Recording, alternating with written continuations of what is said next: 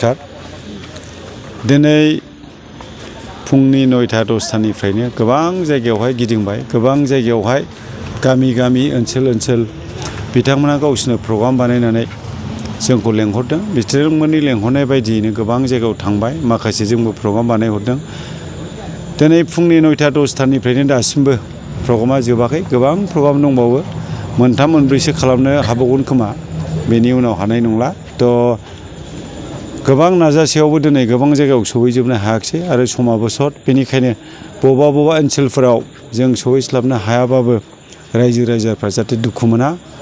जाहाथे रायजो राजाफ्रा 9 तारिखआव जोंखौनो पजिटिभलि जोंनि आखाइनि सावगारियावनो भट होयो भट होखांनायनि उनावब्लाबो आं रायजो राजाफोरनिसिम सहैगोन आरो बिथांमोननिसिम आंनि जानाखि दिनै बे दोलोआव फैनायनि जानाखि मेसेज आरो दोलोआव फैनानै आङो पाब्लिक सेवा खालामनो नागिरनाय जायनाखि आंनि थांखि बे थांखिखौ आं इलेक्सन उनावबाबो थांनानै आंनि जायनाखि आंखौ मोजां मोनग्रा सापर्टार बिथांमोनजों आं थांना रायज्लायहैगोन बेखायनो आं गुरै खावलायहरदों जाहाथे रायजो राजाफ्रा अननानै दुखु मोना गोबां जायगायाव लेंहरदोंबाबो थांनो हायैनि थाखाय बेखिनिखौ आङो बिथांमोनखौ गुरै खावलायहरो सारा देरहाखांनायनि उनावहाय रायजो राजानि थाखाय मा खामानि मावगोन सारा बेनि सायाव मा बुङो प्लेनिंआथ' अलरेडि खालामनानै दंखायो आरो माखासे हयथ' गोदान ओंखारबावगोन गिबियावनो आं देरहायोब्ला आं जे जायगायाव देरहानाय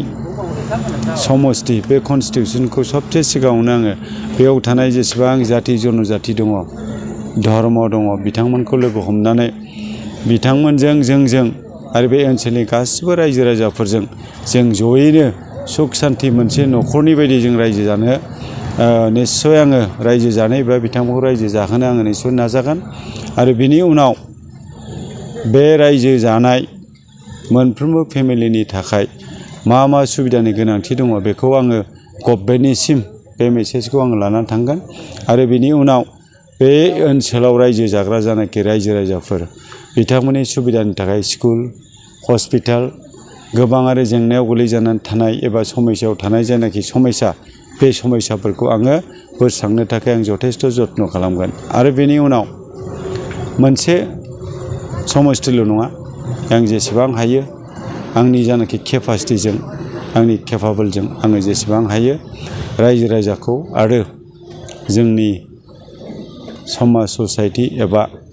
रायजोनिनो आं मोजां खामानि मावनो आङो आवगायगोन सारा गोबां दाब जायगायाव बेरायनानै नुबोबाय दा सारा बेसेबां पार्सेन्टआव देरहागोन बायदि आसा देरहानायाथ' आंनि आखायाव गैथ'ला देरहानाया भटारफोरनि आखायावसो दङ दा बे भटार बिथांमोनहा जायखौ डिसाइड खालामनानै दिनैनि दिनाव दङ बिथांमोनहा बेवहाय जेला भट होगोन